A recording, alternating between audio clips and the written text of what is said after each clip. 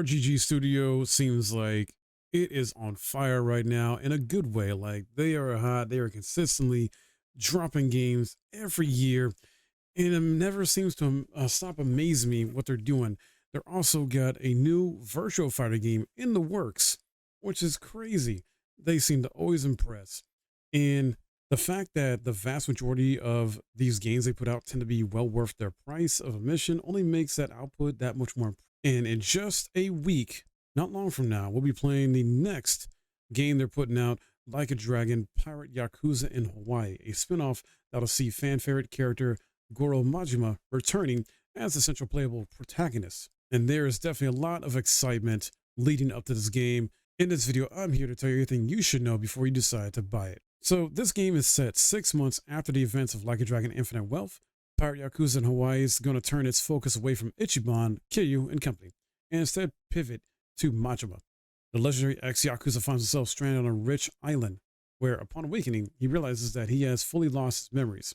Now, accompanied by Noah, a boy who saved his life, Majima adopts a modern pirate persona and embarks on an adventure in search of treasure and his own lost memories. We've got some really cool new characters in this game as well, too.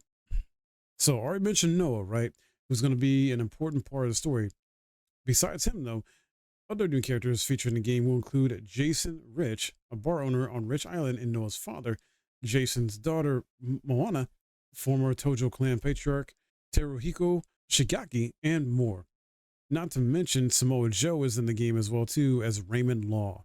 There, of course, going to be returning characters, and I'm wondering, myself, the full list or surprises in the game that's going to be returning, but we know a few. We know at least one or two, right?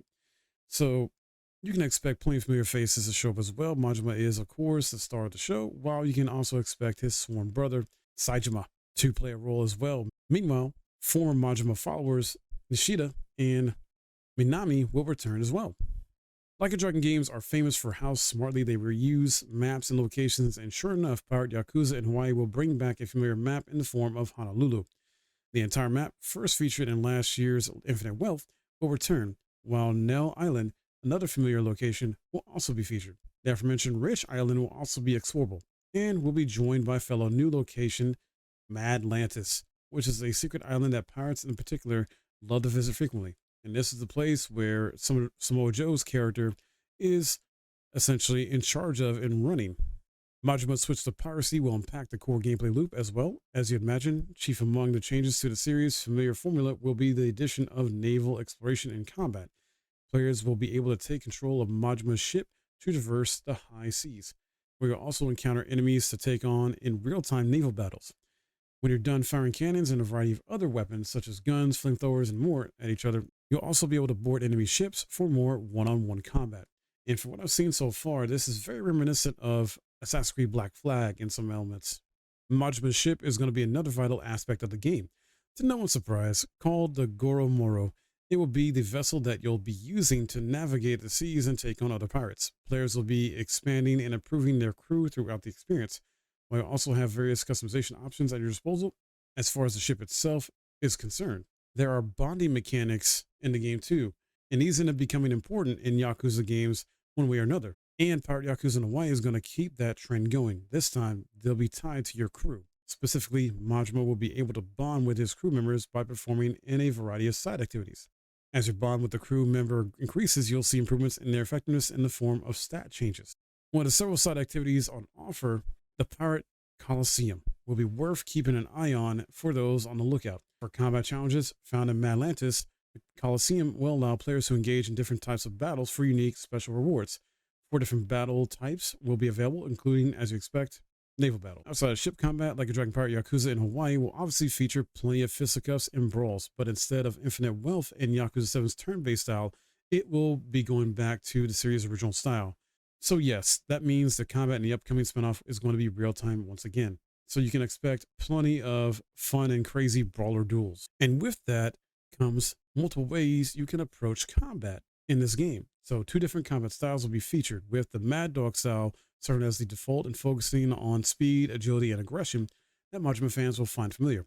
There's also the Sea Dog style, which will see him equipped with cutlasses, pistols, and other pirate tools. And no Like a Dragon game is ever complete without a vast and varied suite of minigames, right? And sure enough, Pirate Yakuza in Hawaii seems to be touting an impressive roster on that front. A number of fan favorites are returning, such as Crazy Delivery, Dragon Kart, and of course, Karaoke. A number of classic retro Sega arcade games will be also featured in the full game once again, including Space Harrier 3D and the Ocean Hunter. New Game Plus is free with the game. It's going to come in a post-patch, I believe. So yeah, Sega and RGG Studio provoked some backlash with their decision to lock Like a Dragon Infinite Well's post-launch edition of New Game Plus behind a paywall. Now, I think it's more Sega's decision more than RGG Studio on that, but it is what it is. Thankfully, though, however, they seem to have learned from their mistakes. Pirate Yakuza in Hawaii will also add New Game Plus and a post-launch update, but unlike Infinite Wealth, it will do so at no additional cost. Mainline Yakuza games tend to be colossal undertakings lately, right? Though Pirate Yakuza in Hawaii, as a spinoff, is going to be a much shorter, but still meaty experience. According to RGG Studio, the game is roughly 1.5 times longer than Like a Dragon Gaiden, The Man Who Raised His Name, which means you're looking at like 15 to 20 hour runtime. Owing to its nature as a shorter spinoff and one made in less than a year, no less, Like a Dragon Pirate Yakuza in Hawaii isn't going to be a full price game. Instead, when it launches for PlayStation, Xbox, and PC on February 21st, its standard edition will be priced at $60. And when it comes to PC requirements, the great thing about these games is the usual case is they're not too taxing or hard on your PC. So this isn't going to be a demanding game to run. To run the game on the platform at the lowest settings, which will target 720 at 30 FPS, you'll need either an i5 3470 or a FX 6300, along with either a GeForce GTX 1050 or a Radeon R9 370 and 8 gigs of RAM. Meanwhile, on the recommended settings, to play the game at 1080p and 60 FPS, you'll require either an i5 6600 or a Ryzen 3 2300X, along with either a GeForce GTX 1070, a Radeon RX 5600 XT, or an ARC A750 and 12 gigs of RAM. So not that bad, honestly, and that's freaking fantastic. So what do you guys think about this? Are you excited for this game with all the details that I've shared today and what's coming up with it? It drops before Monster Hunter Wilds comes out. Are you gonna maybe pick this up too along with Wilds, or just focus on this one, or just focus on Wilds? But let me know in the comments below what you think about this. That's all I got for you in this video.